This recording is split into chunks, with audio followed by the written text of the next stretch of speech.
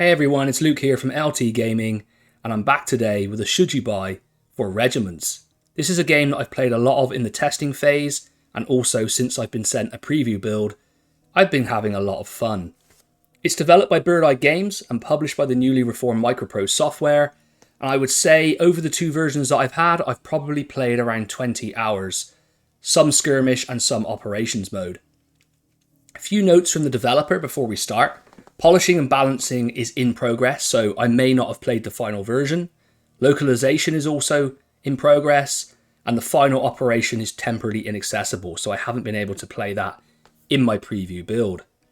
Before we get into this, make sure to drop down below, like and subscribe. Every time you guys sub, me and Tom, we smile, we try and find out where the sub has come from, and it's a great source of pride for us to have subscribers on our channel. So please do subscribe. It means a lot to us as we approach the 1,000 subscribers, which is absolutely insane.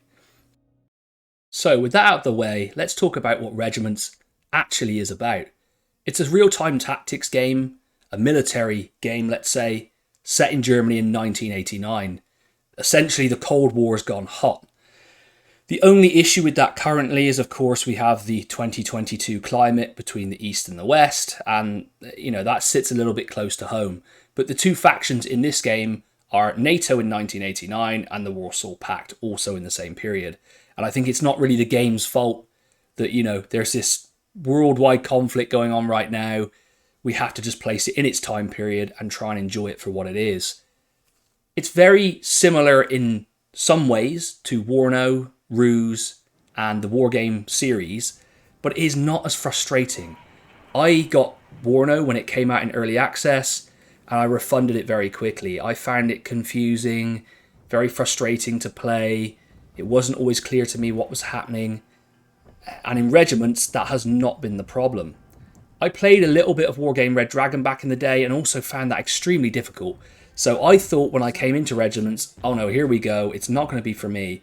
But I have to say, it's completely different. And I really have got quite good at my level at beating the AI that's put in front of me. And the AI does put up a good fight, but it doesn't feel sometimes unfair like it does in Warno and those other games. I would also say that it is kind of on the, if you look at it from a strategic layer, it sits closer to World in Conflict as well, in the what it's trying to represent in the battle and the scale of the battles that take place. You have to look after your units, very well in this game. Let's talk about the scope of the game. If you purchase Regiments when it comes out, you are going to get 7 diverse operations that link together over several days of fighting, 3 distinct skirmish modes with standard or dynamic objectives. You can make strategic decisions made before the battle that will affect the outcome of the battle, and you'll be able to command regiments, brigades, and task forces from a multitude of factions, including the Soviet Union, the USA, East and West Germanies, Belgium, and the UK. And I do know that more have been promised along the way, so it's going to be quite a journey and it's quite a scope. I do really enjoy going through the task forces and the units in this game, and some of the support options. They're simple but very effective, and you do need to manage your support well when you play the game. Calling in airstrikes at the right time can turn a battle around. But yeah, in my opinion, it offers quite a lot in the package. The only thing that is missing is multiplayer. And for me, that's not a problem, because my worst nightmare is logging on to a server and being decimated by some guy who's an expert at the game, destroys me, I get totally put off and I leave. And that happened to me. I got quite good at Ruse back in the day, but with Wargame Red Dragon, that happened to me and I got really put off and I never went back to it. So for me, not having a multiplayer is not a big problem, but it is something you're going to have to weigh up if you're that sort of player, whether it's something that works for you. Overall though, a single player with competent AI, which I'm happy to tell you this game definitely has, is enough for me. The presentation in the game is simple and clean, which is very important when trying to convey information in the heat of the battle.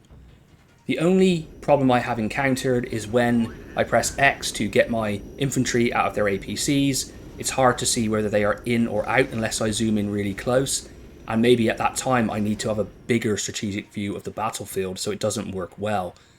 There is kind of a symbol that flashes over the unit card, but that can be hard to see, and I'm not quite sure how they can solve that, but it's a really, really minor issue. Overall, I'm able to pick out my units.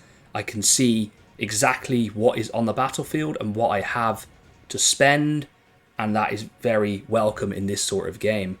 The graphics are actually very good. I think they work well for this style of game. You can see easily your units represented on the battlefield, but there is a little bit of abstract nature needed in this sort of game because obviously your units don't get out their tanks and stand right next to their vehicles. That's not how it's going to work in real life, but that's just a representation of what is actually happening. I think one of the things I picked up in my first impressions was that you can't destroy terrain. Now, in a battle, you will see the terrain marked, and it gets pretty hectic out there in some of the big battles, but you can't destroy buildings, and your tanks will drive straight through trees and straight through buildings, and that can be a little bit immersion breaking. But overall, I think that you have to abstract the units in your mind to actually what is really on the battlefield, but it still works quite well. And the graphics are very pretty. I think they work well in this game. The explosions are great, and that leads on to the sound effects. The explosions are perfect. The sounds of tanks firing and infantry opening up. The anti-aircraft stuff sounds great. And then you have the airstrikes as well, which I often make great use of in the battle. So graphics are good. They're not going to win any prizes, but they are very good. And the sound and the music in the game works very well. The key to this game is the gameplay. I don't know what it is about this game, but it feels absolutely great to play. The back and forward nature of a battle fighting over dynamic objectives is just so much fun. I have noticed that a good tactic is to kind of bring the enemy onto you, as defensive positions are kind of a little bit overpowered in this game, but I suppose they would be in real life as well. But then you counter-attack on the back of that, so it's often good to break the AI onto your defense and then counter-attack. But the AI sometimes will come up with so many units out of nowhere that you end up reacting quickly, trying to get more units onto the battlefield, and it is just absolutely crazy, some of the conflicts that I've had in this. It's a hell of an amount of fun. Like, honestly guys, if you're going to play a game this year in this genre, then this is the one to play, I think. It's absolutely brilliant in the gameplay department. I have not had those frustrating moments like I had in the wargame series and in Warno. It can be tough, and the AI has beaten me on medium before. I switched down to easy, I conquered easy, and now I'm beating medium. I'm going to step it up again to the next level, but I find medium a really good challenge for my skill level at this time. Now, of course, the AI has to be competent, because as we discussed earlier, there is no multiplayer.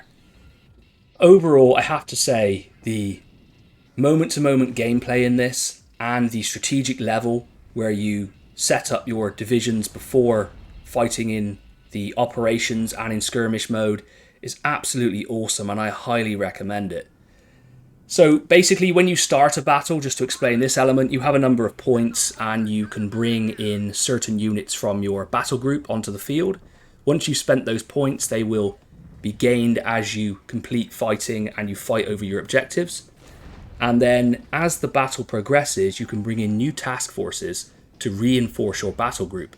And some of these task forces come with awesome abilities like airstrikes or artillery strikes. And you have to balance whether you want to go for, let's say, some APCs and an airstrike, or go for some heavy tanks, or you may want to go for helicopters.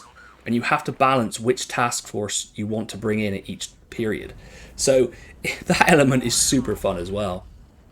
I would say on the difficulty front, it's not a difficult game to learn, but it's one of those games where if you want to do well, it's going to take you time to learn how things work in the game, because it feels very different to Warno.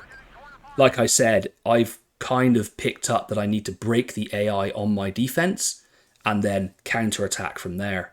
And the AI pushes hard, so I often find myself in a battle where I've taken 3 or 4 victory points, I've built up enough victory points to see out the win, and then the AI will counterattack and take a number of my points, but I retreat because I know I have enough in the bag to see out the So yeah, the time limit.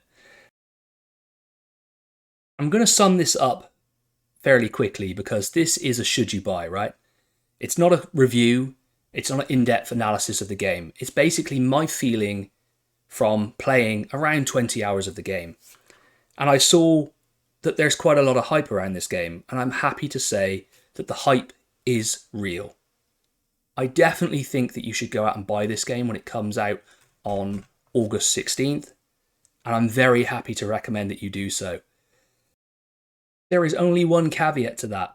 If you need multiplayer in your gaming, then this is not going to be the game for you at this time. It is single player only. For me, that isn't an issue, and it won't stop me from buying the game. And I certainly want to feature this a lot more on the channel. I think it's great. I think it's going to be one of the best releases of the year, and I hope that you all enjoy it a lot. I've been Luke from LT Gaming. Make sure to like and subscribe, and as always, I'll catch you on the next one.